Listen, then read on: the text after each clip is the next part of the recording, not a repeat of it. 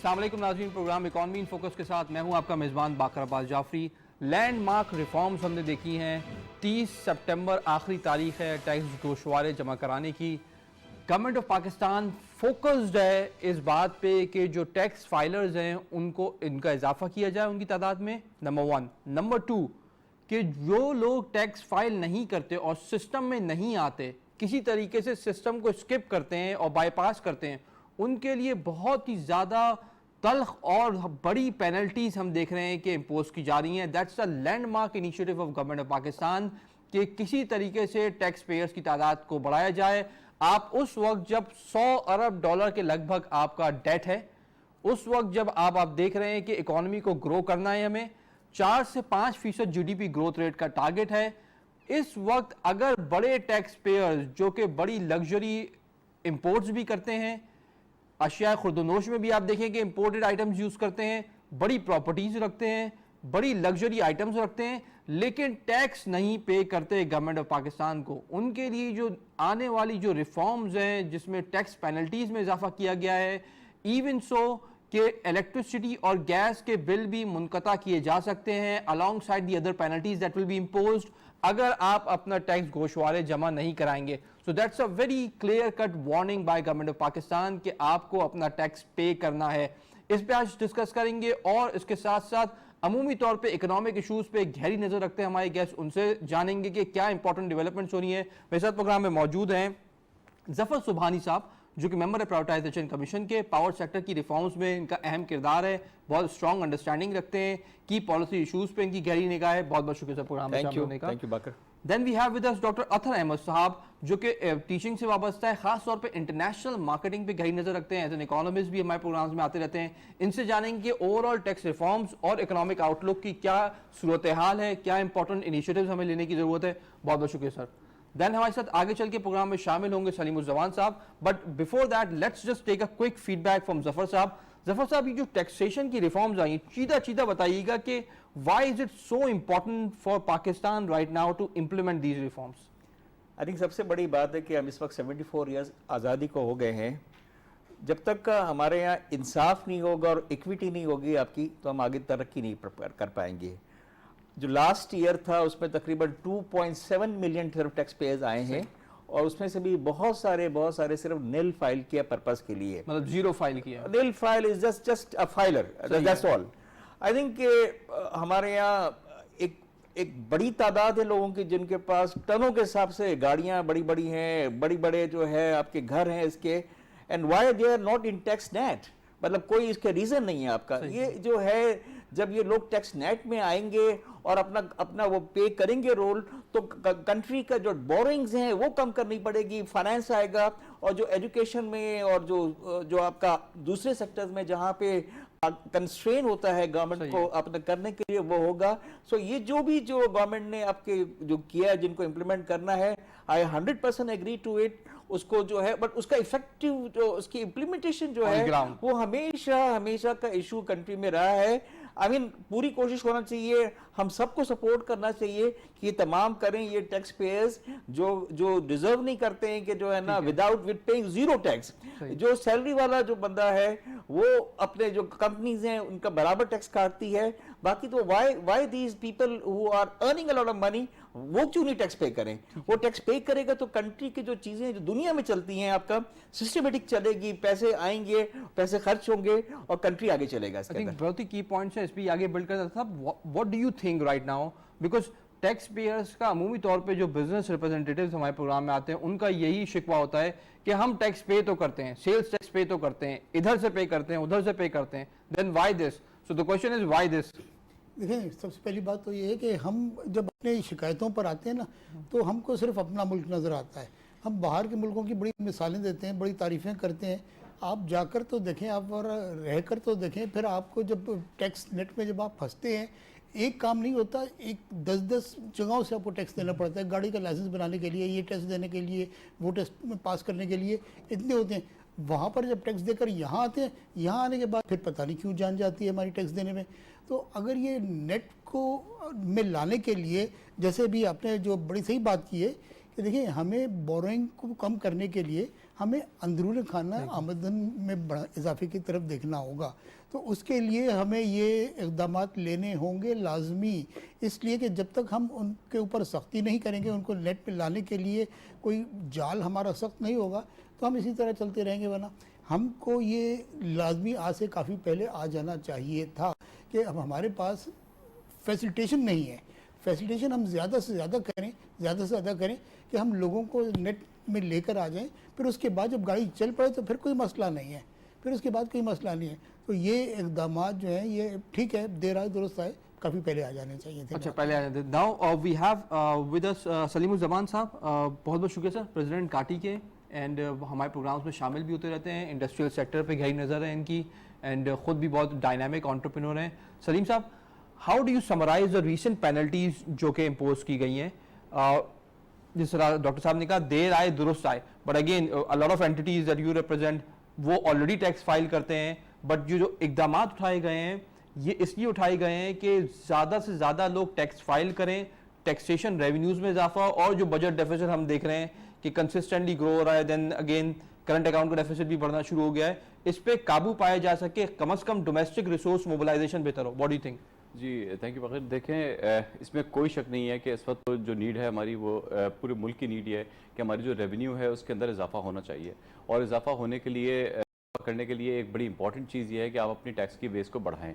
Industrial sector आपको पता है कि पहले ही तकरीबन तमाम पूरे का पूरा आपका इंडस्ट्रियल सेक्टर जो है वो लूप के अंदर है, और इंडस्ट्रियल टैक्स सेक्टर ही है इस वक्त आपके जो पूरे मुल्क की इकॉनमी को चला रहा है। तो टैक्स की जो नॉन पेमेंट करने वाले लोग हैं, जो ना देनदगान है, उनके ऊपर आप पेनल्टीज लगाएं, लेकिन मेरा इसके अंदर एक पॉइंट ये है कि जो टैक्स का प्रोसेस है उसको आसान बनाएं, और आप एक चीज़ को इंश्योर करें कि इस वक्त अगर आपको बेस बढ़ानी है तो आपको बेस बढ़ाने के लिए ये बहुत ज़रूरी है कि आप जो टैक्स फाइलर्स हैं उनको आप रिलीफ देना शुरू करें। ये ना हो कि आपने टैक्स जिसने फाइल कर दिया, फाइल करते ही जब नोटिस का सिलसिला शुरू हो जाता है तो वो सबसे डिस्टर्बिंग बात होती है, और वो ये वही चीज़ है जो लोगों को डिस्करेज करती है टैक्स नेट के अंदर आने से, क्योंकि लोगों को ये पता होता है आज अगर आप मुझसे कहें कि मैं नॉन फाइलर हो जाऊँ तो मैं बहुत खुशी से इस बात का एक्सेप्ट करूँगा कि आप मुझे नॉन फाइलर बना दें, क्योंकि टैक्स फाइलर होने का एक नतीजा ये होता है कि जिस दिन मैं टैक्स फाइल करूँगा एक हफ्ते के अंदर मेरे पास उसका नोटिस आना शुरू हो जाता है, और नोटिस के बाद फिर आपको पता है कि जो सिलसिले शुरू होते हैं, जब आपके हमारे लोगों के चक्कर लगना शुरू हो जाते हैं टैक्स डिपार्टमेंट अंदर, फिर उल्टे सीधे नोटिस आते हैं और उसके बाद उसको जस्टिफाई करना पड़ता है। तो टैक्स के प्रोसेस को सिंपल करें, और जो टैक्स फाइलर हो रहा है उसको आप उसको रिलीफ दें थोड़ा सा। अच्छा, अभी तो रिलीफ ये है कि absence of penalties is the relief, क्योंकि पेनल्टीज इतनी सख्त कर दी गई हैं कि उसकी एब्सेंस ही आपके लिए समटाइम होता नहीं कि नेगेटिविटी ना हो तब भी बेहतर है। So what do you think? Because मैं ऐड करूंगा बात की, आपकी बात ठीक है। जो इंडस्ट्री वाला तो है वो तो जाहिर है कि वो आपका सेल्स टैक्स में भी रजिस्टर होता है, उसकी बिजली का भी एक डाटा होता है, और बहुत सारी EOBI, सोशल सिक्योरिटी वो लिंक होता है। लेकिन एक जो बड़ा बिजनेस है, ट्रेडर्स हैं, जिनकी दुकानें हैं, जो कि आपका कमीशन एजेंट है, वो बहुत बड़ा तबका जो है वो सिस्टम का पार्ट नहीं है आपका। और अगर देखें ना, वो सारा जो नोटिस की बात कर रहे हैं, आई टोटली एग्री कि जब वो प्रेशर में आते हैं चीज़ों के, और प्रेशर भी उनके अपने हैं, तो ये चीज़ें सारी होती है। अब डाटा बैंक इतना ज़्यादा मजबूत हमारे पास है, आपका ना CNI से सब चीज़ें लिंक हो गई है, जहां भी आपने करना है, वीज़ा लेना है, ट्रैवल करना है, CNI से लिंक है, आपको हर चीज़ के बारे में है। अब जो आप CNI से आप लिंक करें, उस पाकिस्तानी की क्या उसने खर्चे किए हैं, ट्रैवलिंग तो खैर अभी ओवरसीज कम हो गई है, लेकिन जब ट्रैवलिंग ओवरसीज चलती थी तो जो है माशाल्लाह आपने दुबई भी जाना है, आपने फारिस भी जाना है, आपने यूरोप भी जाना है, ये सब जाना है, प्लस आपने एक्सपेंसेस भी करने, सारा CNI से लिंक है। डाटा बैंक और बिजली का बिल कितना उनका है, सारी चीजें लिंक है। अगर वो यूटिलाइज करें और जो मैं कहना कहा ना, आपका इक्वेट करें और राइट तरीके से बंदे को पिक करें और उनसे टैक्स कलेक्ट करें, तो फिर ये नोटिस भी जो है ना ये डाइल्यूट हो जाते के अंदर। बट ये जरूरी है, अगर मुल्क को हमें तरक्की करना है, हम वही अब हमने 4% हमने GDP किया, अब जो है गवर्नमेंट अब कह रही है कि इतना जो स्पीड पकड़ रहे हैं हम थोड़ा सी कंट्रोल कर रहे हैं। तो मैं तो ये समझता हूं कि जाहिर है कि वो टेम्परेरी करना पड़ रहा है, बिकॉज करंट अकाउंट डेफिसिट जो है वो आपे से बाहर हो रहा है। मेरा हमेशा ये प्रोग्राम में भी व्यू है कि हमें 8-9% कंटिन्यूसली 10 साल जो है ना वो हमें करना होगा, जब हम ये जो है सिस्टम के अंदर IMF है, वर्ल्ड बैंक है, एशियन डेवलपमेंट बैंक है, बोरोइंग है, उससे हम निकले इसके अंदर। अच्छा, हमने ये भी देखा है सलीम, और आप दोनों को इसमें शामिल करना चाहूंगा कि डेटा साइंस का बहुत इस्तेमाल हो रहा है।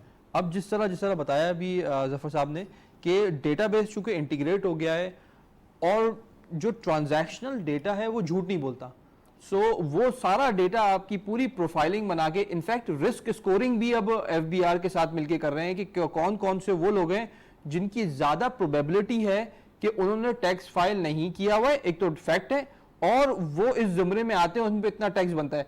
हाउ इंपॉर्टेंट इज दिस कि पीपल नीड टू अंडरस्टैंड कि उनका पूरा डेटा शेयर हो रहा है। सर आपसे देखिए, टेक्नोलॉजी एक यकीनन ऐसी चीज़ है जो इस चीज़ के अंदर आपको बहुत ज़्यादा कंट्री को रिलीफ दे सकती है अगर इसको सही तरीके से यूज़ किया जाए। जिस तरह भी जिक्र हुआ, यस आई टोटली एग्री कि इस वक्त नादरा के पास जो डेटाबेस आपका मौजूद है वो आपकी हर ट्रांजैक्शन और तकरीबन तमाम चीज़ें अब CNIC से लिंक हो चुकी हैं। अगर आप कोई बड़ी ट्रांजैक्शन किसी स्टोर पर भी जाके करते हैं तो वो आपसे उस वक्त भी वो CNIC आपका मांग लेता है, तो आपका सारा डेटा आपका सारा रिकॉर्डेड है। 50,000 से ऊपर की ट्रांजैक्शन में भी अब आपको नॉन फाइलर CNIC आपको यूज़ करना पड़ेगा अपना CNIC। आपको आप इवन आप कपड़े लेने के लिए जा रहे हैं, 50,000 से ऊपर के आप कपड़े परचेज कर रहे हैं तो आपको CNIC अपना यूज़ करना पड़ेगा। मेरे ख्याल लोगों को अब ये चीज़ रियलाइज करनी पड़ेगी कि अब कोई चीज़ डेटा छुपा हुआ नहीं है, अब आपकी सारी चीज़ें गवर्नमेंट के रिकॉर्ड के अंदर मौजूद हैं और ये एक पॉजिटिव साइन है। मैं समझता हूँ कि इसको अब लोगों को जल्द से जल्द इसको एक्सेप्ट कर लेना चाहिए। और एक और बात मैं आपसे थोड़ा सा ये कहना चाहूँगा कि देखें, हमें इनडायरेक्टली इस पर तकरीबन तमाम सिटीजन आपके टैक्स पे कर रहे हैं किसी ना किसी फॉर्म के अंदर। आपके चाहे वो मोबाइल के कार्ड हो, चाहे वो आपके बिजली के बिल हो, आप टैक्सेस ऑलरेडी पे कर रहे हैं। एक डायरेक्ट टैक्सेशन रिजीम हमारी आनी चाहिए कि जो डायरेक्ट टैक्सेशन है वो उसमें होनी चाहिए। इनडायरेक्टली अभी भी बेतहाशा टैक्स तो पे हो रहा है, लेकिन जो डायरेक्ट टैक्सेशन करते हैं आप उसको उसका रेट आप कम करते हैं, लोगों को पता हो कि मैंने इतनी फिक्स परसेंटेज टैक्स पे करनी है। मैं अगर इंडस्ट्रियल सेक्टर की बात करूँ तो मेरी अभी रिसेंटली बात हो रही थी किसी हायर अथॉरिटीज़ के साथ और मैंने उनसे ये कहा, मैंने कहा कि आप एक टैक्स अथॉरिटी बना दें और एक, चाहे आप उसको बैंकिंग ट्रांजेक्शन के साथ आप को लिंक कर दें, चाहे आप उसको किसी और इदारे के साथ लिंक कर दें, लेकिन एक इदारा आप बना दें टैक्स कलेक्शन अथॉरिटी का। वो उसके बाद फिर हमें ये डील ना करना हो, हमें ये फेयर ना हो कि उसके बाद फिर EOBI अलग आएगा, उसके बाद सेसी अलग आएगा, उसके बाद मुख्तलिफ महकमे अलग आते रहेंगे, एक्साइज एंड टैक्सेशन वाले अलग आते रहेंगे। आपका सारा डेटाबेस है, आपकी एक जगह से टैक्स कलेक्शन हो रही हो और उसके बाद उसकी इंटरनल डिसबर्समेंट गवर्नमेंट के अंडर होनी चाहिए, बजाय इसके कि आप इतने सारे महकमे कर देते हैं। क्योंकि इस वक्त लोगों को आपको एक ये कंफर्ट भी देना बहुत इंपॉर्टेंट है कि एक जगह से मेरा टैक्स कलेक्ट हो रहा है, उसके बाद फिर मेरे पास और कोई नहीं आएगा। तो अगर आप इस तरह के रिलीफ देंगे तो आई एम श्योर ये बड़ी इंकरेजिंग चीज होगी लोगों के लिए टैक्स नेट में आने के लिए। बहुत ही की इनसाइट है, हम भी देखते हैं। एक बात मैं ऐड करूं कि जो एक और बात जो CNIC लिंक है, अब बड़ी अच्छी बात है कि आप आपका मोबाइल नंबर भी पूरी दुनिया से अगर होता है कि मोबाइल नंबर आपका CNIC से लिंक है, तो एक आपका जिन्होंने भी नहीं करवाया वो इंश्योर कर लें कि आपका CNIC के अंदर वो मोबाइल नंबर आपका लिंक हो, तो उससे भी तमाम चीजें डेटा बैंक में इस वक्त आ रही है इसके अंदर कि ये मोबाइल नंबर है और तमाम चीजें इसके अंदर जो है ना वो लिंक हुई है। तो I think we are moving to that. जितनी जल्दी हम इक्विटेबली लोगों से कलेक्ट करें तो ये जिस तरह के जो आपके नोटिस आते हैं ना वो ऐसे ऐसे डायरेक्ट टैक्स तो मतलब नहीं इतना होना चाहिए, बट जाहिर है कि डायरेक्ट वाले अगर दें आपके परसेंटेज इतना ज्यादा कम है कम हो जाए, वो अगर परसेंटेज बढ़े तो इनडायरेक्ट को बढ़ानी नहीं पड़े, ट्वीकिंग करनी नहीं पड़े इनको। वरना उन्हें बजट में तो यही आसान तरीका होता है कि आप इनडायरेक्ट बढ़ाएं, बाकी टैक्स फाइलर तो पिछले 10 सालों में हमने देखा कितने आराम से बढ़े। KMC ने कहा ना कि मैं तो जो है मैं तो आपका KE के बिल में डाल दूंगा, आसान हो गया ना, डायरेक्ट हो गया ना आपका कलेक्शन नहीं दे रहे। असल बात तो ये कि भाई क्यों नहीं आ रहे पैसे, आप जाएं कलेक्ट करें, आप फैसिलिटी को प्रोवाइड करें।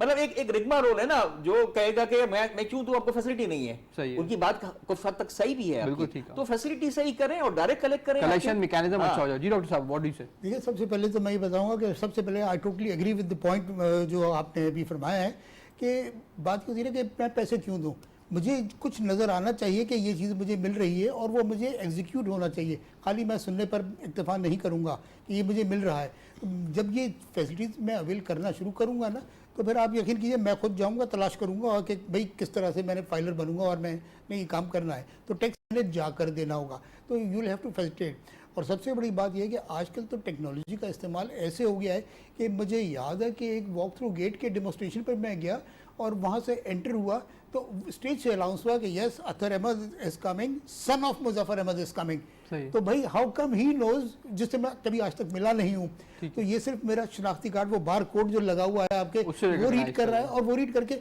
अब वो तो सिर्फ सन ऑफ बताए, उसके पास तो फिर पूरी मेरी हिस्ट्री है कि मेरी बीवी का नाम क्या है, मेरे बच्चों का नाम क्या है, मैं किस खानदान का सरबराह हूँ। तो जब इतनी चीज़ें हैं तो फिर उनकी एजुकेशन भी है, तो फिर उनकी इनकम भी है, सारी चीज़ें। तो फैसिलिटीज़ तो ये टेक्नोलॉजी इतनी आपको दे रही है। और अगर आप फैसिलिटीज़ दें, अब सबसे बड़े पास तो हमारे पास इंडस्ट्रियलिस्ट जो बैठे हैं और कुरंगी के बैठे हैं, अब आप ये देखें कि आपके पास तो इंडस्ट्रियलिस्ट भरे हुए हैं, तो यहाँ से तो एक हमारा इंजन है जो ग्रोथ कर रहा है।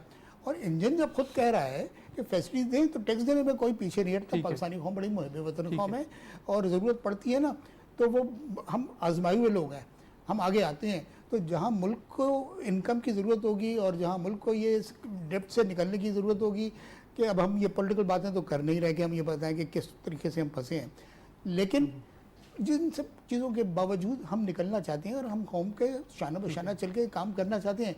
हमको आप सहूलत दो। हमको पहले तो एयरपोर्ट पे आपको एंट्री पास मिलते थे जो इसके टैक्स वाले के, अब कोई चीज़ है, अब जो भी जितना भी बड़ा इंडस्ट्रियलिस्ट हो, जितना भी बड़ा एक्सपोर्टर हो, दे रहा है कौम को, पूरी कौम को 5000 लोगों को उसने एम्प्लॉयमेंट दी हुई है। अल्हम्दुलिल्लाह अल्लाह ताला ने उसे रोज़गार का वसीला बनाया हुआ है। वो रोज़गार दे रहा है, वो रोज़गार जिसको दे रहा है वो लोग भी टैक्स दे रहे हैं, फिर आप भी टैक्स दे रहे हैं, फिर टैक्स के कितने सारे हेड्स हैं। भाई आप एक वन विंडो बनाएं कि टैक्स ये महकमा कर रहा है, खत्म, उसके बाद दूसरे महकमे के आने की जरूरत नहीं है, वो महकमा इंटरनल डील करें। ये बहुत ही की पॉइंट है, सलीम साहब ने भी हाईलाइट किया। जफर साहब, ये किस तरह मुमकिन है? हम ग्लोबली देखते हैं, आपकी क्या ग्लोबल एक्सपीरियंस क्या कहता है पाकिस्तान में? बिकॉज ये it's a difficult topic to get into because you are like reconciling the federal, provincial, multiple agencies into a single collection point. दुनिया में जो है ना खिड़कियां जो है ना कम से कम होती हैं, यहाँ तो टनों के हिसाब से खिड़कियां हैं, टनों के हिसाब से दरवाजे हैं, टनों के हिसाब से रोशनदानी है आपका। जितना ज्यादा हम सेंट्रलाइज करेंगे, कुछ भी हैं चीजें लाइक आपका अगर आपने एनटीएन का किया और कंपनी का रजिस्ट्रेशन की तो वो एक साथ उसको लिंक किया है, ऐसी चीजें कुछ नहीं है। But again I think is a long way to do, और जितना जल्दी करेंगे, जितनी टेक्नोलॉजी करेंगे तो हम करेंगे। लोगों को जाहिर है कि इतना फैसिलिटी नहीं मिली है, तो इतने लोग मायूस हैं आपके कि कोई चीज को भी वो पॉजिटिवली जो है ना वो चीजों को जो है ना बहुत जल्दी एक्सेप्ट नहीं कर रहे होते। क्या है, आई मीन 75 ईयर्स में 75 में कुछ नहीं हुआ है तो अब क्या हो जाएगा? तो चीजें हुई हैं इंप्रूवमेंट की, बट अगेन जरा सी भी कोई चीज होती है तो टाइम लगता है। बट हमें तमाम चीजों को जल्द से जल्द करना चाहिए। ये जो गवर्नमेंट का जो है ये 3rd ईयर चल रहा है, अनफॉर्चुनेटली 2 साल काफी ज्यादा डिफिकल्ट गए बिकॉज जो भी रीजन है आपका IMF ये है। तो अब जो है वो चीजें थोड़ी सी एक स्ट्रक्चरली चीजें आ रही हैं, पर फिर अब ये जो आपका जो है ना CA और FA करंट अकाउंट डेफिसिट और फाइनेंशियल ये है फिस्कल डेफिसिट, तो वो चीजें आ गई हैं, तो फिर गवर्नमेंट को थोड़ी बहुत ट्विकिंग करनी पड़ रही है। तो आई थिंक पाकिस्तान हमेशा बूम एंड बस पे चलता रहता है, बट मैं अपनी कहता हूं कि पाकिस्तान जब तक का 7-8% 7-8 साल नहीं करेगा तो ये हम बूम बस की कहानी में चलते रहेंगे। आई थिंक बहुत ही की पॉइंट्स हाईलाइट की। We are coming to the conclusion of the first part of the program. Saleem साहब, टुवर्ड्स द एंड मैं आपको थोड़ी सी कैलकुलेशन बता दूं। SRB में रजिस्ट्रेशन कराते हैं, कोई भी टैक्स कंसल्टेंट 5000 लेता है, वो सिर्फ रजिस्ट्रेशन करनी होती है, 3-4 चीजें मांगता है, वो 5000 में। FBR में भी वो इनकम टैक्स में इसी का अमाउंट होता है। अगर EOBI भी लगा दें उसका भी आप 5000, 15000 में आप 3000 में रजिस्टर हो जाते हैं। 5000 के अराउंड लगभग आप हर महीने उनका एक प्रोसेस होता है, उसके थ्रू उनका इनकम टैक्स EOBI सेम ही रहता है मोर और लेस। जब तक आप इंक्रीमेंट नहीं देंगे तो सेम ही कटता रहेगा मंथली, वो चला जाता है। सो लगभग 5000 monthly, 15000 one time. This is the minimum expense के जो भी कोई SME वो कर सकती है। और अगर रिकरिंग देखे तो 5000, वो भी अगर आपका अकाउंटेंट खुद सीख ले तो दैट द प्राइस इज। यही कहता हूं कि इतना मुश्किल नहीं है। थोड़ा सी जो बंदा जो भी हायर करे ना उसको कहें कि भाई जब आपको हायर कर रहे हो तो तुम ये सीखे हुए आओ और ये चीजों को व्हाई शुड ट्यूटोरियल जिसके ऑनलाइन मौजूद है करनी चाहिए ना बंदे को। बहुत मुश्किल नहीं है चीजें। हाँ, तो हम कुछ चीजें जो है अपनी सुस्ती की वजह से दे देते हैं। Probably we can afford that as well कि हम 5000। इस दफा काफी लोगों ने टैक्स जो फाइल कर रहे हैं, मतलब I know quite of them have tried themselves and they have not used the consultant. तो आई थिंक ये चीज होनी चाहिए कि जो है ना आसान चीजें आसान हो गई हैं, टेक्नोलॉजी लोगों को अब सीखना शुरू हो गई है, तो कोशिश करना चाहिए कि हम खुद थोड़ा सा जरा मेहनत करके, पहली दफा मेहनत होती है बाद में चीजें आसान हो जाती है। I think so the real issue is कि जो आपको बाद में नोटिसेस आते हैं, not the process of actually filing it, वो आप एक बार लर्निंग कर्व हो जाता है आपको और आप कर सकते हैं। तो real problem is the notices. इसमें पहले आपके पार्ट पे आऊंगा। पहले आपने कहा कि जो टैक्स का फाइलिंग का प्रोसेस है, यस दैट इज सिंपल। बड़े लेकिन इदारे जो होते हैं वो उन्होंने अपने ऑलरेडी लोग रखे हुए होते हैं, उनके लोग ट्रेंड भी होते हैं, वो अपना कर लेते हैं। लेकिन SMEs के अंदर थोड़ा सा अभी भी एक फेयर फैक्टर भी होता है कि यार अगर मुझसे कोई गलती हो गई तो मेरा क्या होगा। ऐसा ना हो कि मैंने कोई गलत कर दिया, पता चले कि मेरा सबमिट ही नहीं हुआ, पता चले कि मुझसे कोई गलत कमीशन चली गई, तो उस फेयर की वजह से भी बहुत सारे लोग अपॉइंट कर रहे होते हैं। तो इसके लिए गवर्नमेंट को थोड़ी सी रिलैक्सेशन भी देनी चाहिए और थोड़ा सा इसके अंदर ट्रेनिंग कंपोनेंट भी ऐड करना चाहिए।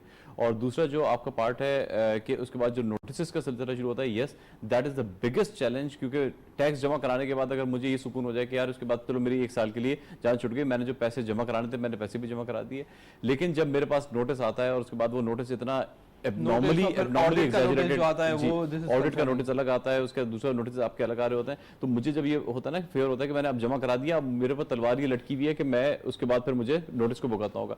मैं कई ऐसे लोगों को जानता हूं जिन्होंने कहा कि यार जब नोटिस आना ही है तो उसके बाद फिर हम अभी बिल्कुल इसको मिनिमम पे करके जमा कराएं, क्योंकि जब आएगा तो फिर हम उसको बढ़ा के अपनी इनकम बहुत सेटलमेंट कर लेंगे। तो आप इतना एक फेयर फैक्टर क्रिएट आपने कर दिया है कि आप को पता होता है कि लोग उस पर एक तो चोरी करने की भी कोशिश करते हैं और लोग फिर उसके अंदर अवॉइड भी करते हैं इस चीज़ को। Make it simple. I think बहुत ही की पॉइंट हाईलाइट किया। देखिए मैं अपना एक्सपीरियंस बताऊं, जब हम फाइल करते हैं तो the only concerning point is कि जब एकदम से ईमेल आ जाती है नोटिस की, अब उसमें द प्रॉब्लम इज कि अगर आपके पास कोई टैक्सेशन कंसल्टेंट है मिनिमम रिटेनर पे, तो बहुत सी चीज़ें तो वो उसको आप फॉरवर्ड करते हैं, वो रिजॉल्व कर देता, बोलते हैं इसमें आपको कुछ नहीं करना है, इसमें ये कर दें, ये 2 स्टेप करने वो मैं कर लूंगा, I will resolve that. So most of the notices are of that nature until unless there is a big businessman जिसका एक बड़ा डिफरेंशियल आ रहा है। वो तो अपने पास रखते हैं बड़े लोगों को, तो चूंकि ज़ाहिर है कि टैक्सेशन लॉस की इंटरप्रिटेशन है और टैक्स प्लानिंग के तौर पे ना, असल बात तो ये है ना कि टैक्स का लॉ है, उसके अंदर में लेते हुए आप किस तरीके से टैक्स की प्लानिंग करें ताकि आपके कैश आउटफ्लो को आप रिस्ट्रिक्ट करें, तो they need an expert who is basically subject matter expert and they can guide कि आप टैक्स प्लानिंग या कैपिटल एक्सपेंडिचर कब करना है, आपका बहुत सारी चीजें हैं इसके अंदर। बड़ी कंपनीज को तो अच्छे लोगों को रखना चाहिए ताकि गाइड कर सकें, unless until they have their own resource, but वो कॉस्टली आते हैं आपके, तो वो एक आपने बंदा एक रख लिया, बाद में एक अच्छी कंपनी को हायर किया जो जानती है ताकि आप गाइड कर सके। मैं तो अभी भी समझता हूँ कि इंडिविजुअल हैं और एसएमईज हैं, एसएमईज की फियर का है, बट आहिस्ता आहिस्ता जो नई नस्ल जो आ रही है वो थोड़ी सी आईटी सेवी है, तो उनको थोड़ी सी हिम्मत करना चाहिए, थोड़ी सी मेहनत करनी चाहिए, तो ये चीजें आसानी से हो जाती हैं। I think the bigger fair right now is the penalties, क्योंकि इतनी बढ़ा दी गई हैं, तो वो अब ज्यादा बड़ा फेयर हो गया। दैट कंक्लूड्स नाज़रीन हमारा first section of the programme.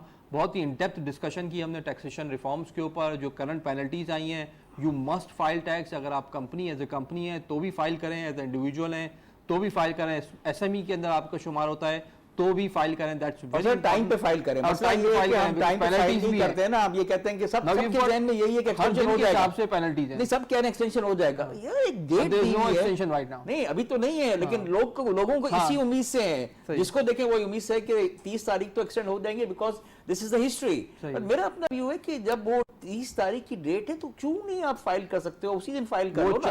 अब चांदरात वाला माइंडसेट है ना कि चांदरात को निकलेंगे आप शॉप में। तो let's move on towards the economy, और इकोनॉमी में हम देखेंगे कि 2 इंपॉर्टेंट चीजें that are happening right now is कि करंट अकाउंट डेफिसिट बढ़ने के बाद स्टेट बैंक ऑफ पाकिस्तान ने इंटरवीन किया, थोड़ा सा रुपए को स्टेबलाइज किया, बट स्टिल रुपया again is hovering around 170-169 rupees per US dollar. So यहाँ पे another important measure that the government has taken right now is कि जो इंपोर्ट्स हैं उनको कर्व किया जाए, खास तौर पे जो ऑटो की इंपोर्ट्स हैं उनको कर्व किया जाए। उसके साथ साथ ऑटो फाइनेंसिंग जो बहुत ज़्यादा बलून हो गई थी, मोर देन 500 बिलियन रुपीस की इस मुल्क के अंदर लोग गाड़ियाँ उधार पे लेके चला रहे हैं। So again that's again a bigger, it can turn into a bubble if not manage properly, because आप कंज्यूमरिज्म ग्रो कर रहे हैं, more than 85% of your GDP comes from the consumption side of the economy. तो यहाँ पे the government is now taking measures कि किसी तरीके से कंजम्पशन जो एक्स्ट्रॉर्डनरी ग्रो हो गई और इंपोर्टेड कंजम्पशन ग्रो हो रही है उसको कर्व किया जाए। So the number 1 question from Zafar साहब is how do you think about the current measures? अगर हम ये मेजर्स नहीं लेते तो were we going towards an overheated situation? जी, मेरी मुलाकात हुई थी स्टेट बैंक गवर्नर से ट्यूसडे को, एक कॉन्फ्रेंस थी इस्लामाबाद में, तो he spoke very well and he says के he compared 2008 and he compared 2017 और आज की हालात में, और उन्होंने बताया कि क्या एक्शन लेट हुए उस पीरियड में और क्या एक्शन जो अब ले रहे हैं। एग्जाम्पल 2017 के अंदर जो करेंसी का जो रेट था 104 रुपीज का रेट 16 महीने तक का सेम रहा, जबकि जो है current account deficit was crossed, आपका जो है वो तकरीबन अच्छा खासा हाई हो गया था आपका। तो एक्शन जो है आपका, और उसको करेंसी को उन्होंने ऑब्वियसली अपने हिसाब से मूव होने दिया, ऑल्दो अभी भी मेरी फीलिंग है कि बहुत ज्यादा हो गया इसके अंदर, और एक्शन जिस तरह ये एक्शन उन्होंने परसों लिया इसके अंदर है, आई थिंक दैट ये जो लग्जरी है ना, हमारे पास खाने के पैसे नहीं है, हमारे पास ये नहीं है, हमें लग्जरी को जितना ज्यादा टैक्स करें, जितना ज़्यादा टैक्स करें, हमें लग्जरी को बिल्कुल जो है ना टैक्स करना चाहिए। आज देखें तो मैं समझता हूँ कि इतनी गाड़ियाँ, बड़ी गाड़ियाँ नज़र आ रही हैं, आई थिंक 3 साल पहले, 2 साल पहले ये कंसेप्ट नहीं था आपका। Never in the history कभी of भी नहीं। Pakistan have you seen अब such जहां मैं देखता हूं कि कंपनीज के, पहले तो ये था कंपनी का सीईओ था, उसके पास टॉप ऑफ द लाइन गाड़ी हाँ, है। SUV होती अब मैं थी। देखता हूं कि जो जनरल मैनेजर लेवल तक का वो गाड़ियां जो कि सीईओ के पास थी, ये मैंने नोट किया for last 1 to 2 years। when we don't have money, we don't have foreign exchange, हमारा रेमिटेंस जो है वो 30 बिलियन है, हमारी एक्सपोर्ट 25 बड़ी मुश्किल से हुई है। और ऐसा नहीं है कि एक्सपोर्ट हमारी 40 हो जाएगी 2-3 साल के अंदर। तो हम क्यों इतनी अय्याशी करें? हमें बस हक ही नहीं ना, हमें जो भी किया है, हम फ्रूट जो है वो इंपोर्ट बाहर से करते हैं, फॉरगेट अबाउट द फ्रूट, हमें करना चाहिए। तो ये जो कर्व्स हैं जो किए, इन्होंने बहुत जल्द स्टेप्स लिए हैं।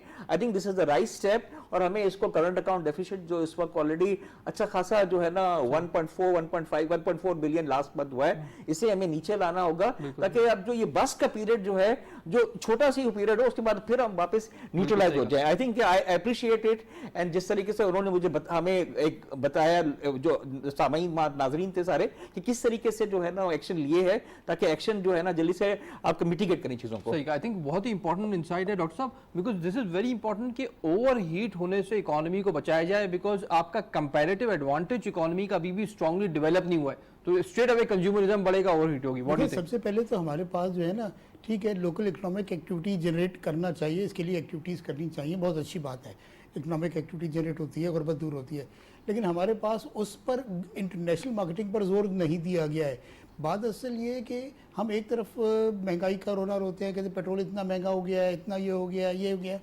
शहर में 50 रेस्टोरेंट को क्रॉस करके आप शहर से दूर, खाली शहर में 15 मील दूर जाते हैं, वहाँ गाड़ी तो छोड़े, आपको मोटरसाइकिल खड़ी करने की जगह नहीं मिलती, इतना रश होता है।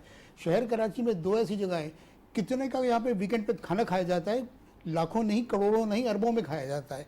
कि एक सैटरडे संडे को आप देखें, सुपर हाईवे पे आप चले जाएं, आगे अंधेरे के बाद फिर आगे जाके आपको इतना रश मिलेगा कि आपको गाड़ी चलाना मुश्किल हो जाता है, ठीक है ना।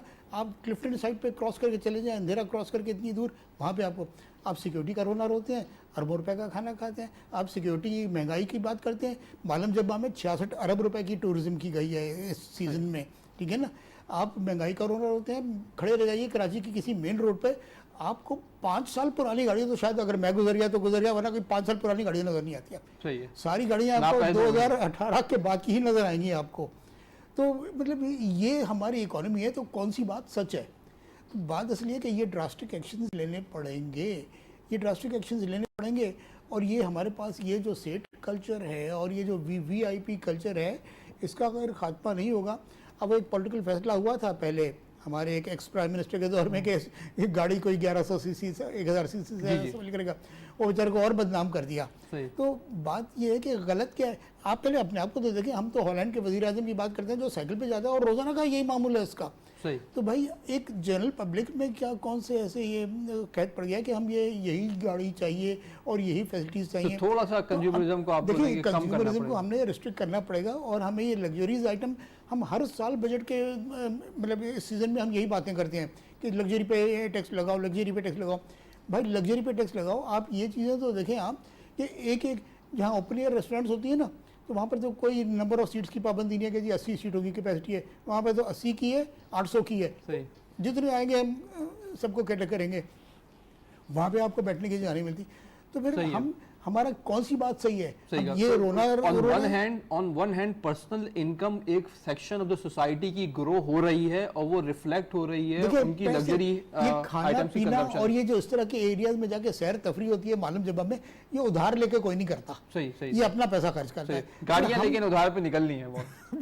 गाड़ी तो देखें ये कंज्यूमर फाइनेंसिंग पे निकल रही है, वो महीने का लगा बंदा है उनका जा रहा है, वो एडवांस में भी जा रहा है। वो सही है, अब जो डेली एक्सपेंस है वो उधार पे नहीं। लेकिन भाई मेरे पास एक छोटी लोकल 1000 सीसी की गाड़ी होगी तो मैं उसी वक्त पर अपने ऑफिस पहुंचूंगा। मेरे पास मर्सिडीज होगी या इससे बड़ी कोई गाड़ी होगी तब भी मैं वही पहुंचूंगा।